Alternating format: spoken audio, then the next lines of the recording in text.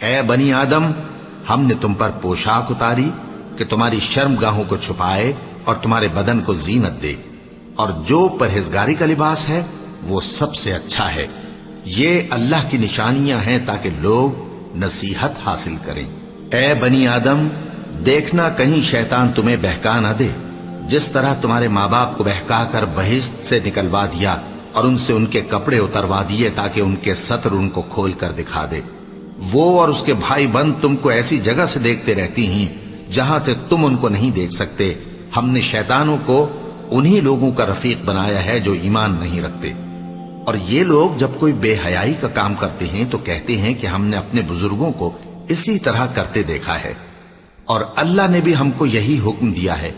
کہہ دو کہ اللہ بے حیائی کے کام کرنے کا تو حکم نہیں دیتا۔ کیا تم اللہ کی نسبت ایسی بات کہتے ہو جس کا تمہیں علم نہیں؟ کہہ دو کہ میرے پروردگار نے تو انصاف کرنے کا حکم دیا ہے، اور یہ کہ ہر نماز کے وقت سیدھا قبلے کی طرف رخ کیا کرو اور صرف اسی کی عبادت کرو اور اسی کو پکارو۔ اس نے جس طرح تم کو ابتدا میں پیدا کیا تھا اسی طرح تم پھر پیدا ہوگے۔ بدکاری کرنے والی عورت اور بدکاری کرنے والا مرد جب ان کی بدکاری ثابت ہو جائے تو دونوں میں سے ہر ایک کو 100 درے مارو۔ اور اگر تم اللہ اور روز آخر پر ایمان رکھتے ہو تو اللہ کے قانون کو نافذ کرنے میں تمہیں ان پر ہرگز ترس نہ آئے، اور چاہیے کہ ان کی سزا کے وقت مسلمانوں کی ایک جماعت بھی موجود ہو۔ بدکار مرد تو بدکار یا مشرک عورت کے سوا کسی سے نکاح نہیں کرتا، اور بدکار عورت کو بھی بدکار یا مشرک مرد کے سوا اور کوئی نکاح میں نہیں لاتا۔ اور یہ یعنی بدکار عورت سے نکاح کرنا مومنوں پر حرام ہے۔ اور جو لوگ پرہیزگار عورتوں کو بدکاری کا عیب لگائیں اور اس پر 4 گواہ نہ لائیں تو ان کو 80 درے مارو، اور کبھی ان کی شہادت قبول نہ کرو، اور یہی بد کردار ہیں۔ ہاں، جو اس کے بعد توبہ کر لیں اور اپنی حالت سنوار لیں تو اللہ بھی بخشنے والا ہے، مہربان ہے۔ اور جو لوگ اپنی بیویوں پر بدکاری کی تہمت لگائیں اور خود ان کے سوا اور گواہ نہ ہوں تو ہر ایک کی شہادت یہ ہے کہ پہلے تو 4 بار اللہ کی قسم کھائے کہ بے شک وہ سچا ہے، اور 5ویں بار یہ کہے کہ اگر وہ جھوٹا ہو تو اس پر اللہ کی لعنت۔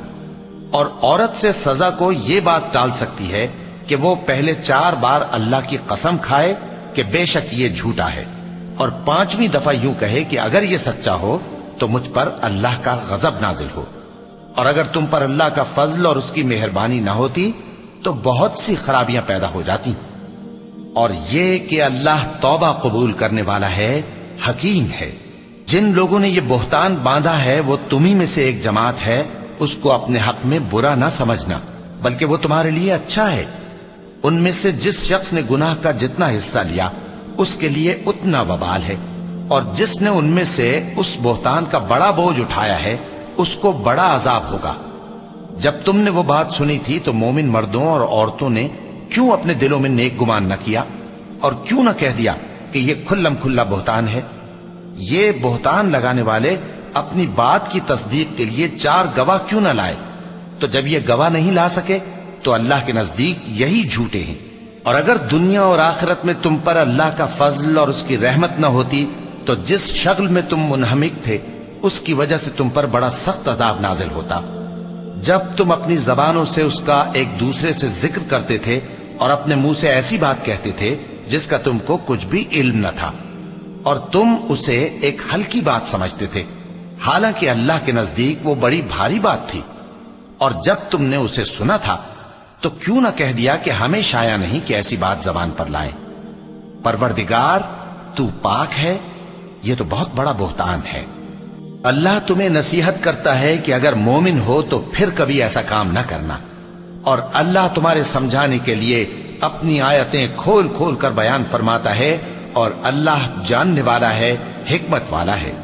جو لوگ اس بات کو پسند کرتے ہیں کہ مومنوں میں بے حیائی یعنی تہمت بدکاری کی خبر پھیلے، ان کو دنیا اور آخرت میں دکھ دینے والا عذاب ہوگا، اور اللہ جانتا ہے اور تم نہیں جانتے۔ اور اگر تم پر اللہ کا فضل اور اس کی رحمت نہ ہوتی تو کیا کچھ نہ ہوتا، مگر وہ کریم ہے، اور یہ کہ اللہ نہایت مہربان ہے، رحیم ہے۔ مومنوں، شیطان کے قدموں پر نہ چلنا اور جو شخص شیطان کے قدموں پر چلے گا تو شیطان تو بے حیائی کی باتیں اور برے کام ہی بتائے گا. اور اگر تم پر اللہ کا فضل اور اس کی مہربانی نہ ہوتی تو ایک شخص بھی تم میں پاک نہ ہو سکتا، مگر اللہ جس کو چاہتا ہے پاک کر دیتا ہے، اور اللہ سننے والا ہے، جاننے والا ہے.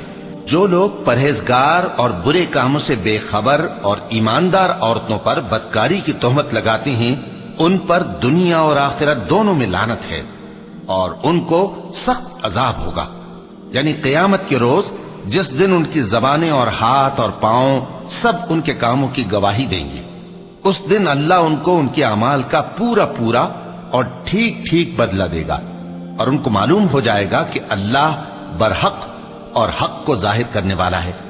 ناپاک عورتیں ناپاک مردوں کے لیے ہیں، اور ناپاک مرد ناپاک عورتوں کے لیے، اور پاک عورتیں پاک مردوں کے لیے ہیں، اور پاک مرد پاک عورتوں کے لیے.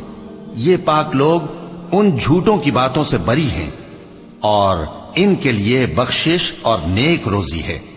مومن مردوں سے کہہ دو کہ اپنی نظریں نیچی رکھا کریں اور اپنی شرمگاہوں کی حفاظت کیا کریں، یہ ان کے لیے بڑی پاکیزگی کی بات ہے، اور جو کام یہ کرتے ہیں اللہ ان سے خبردار ہے.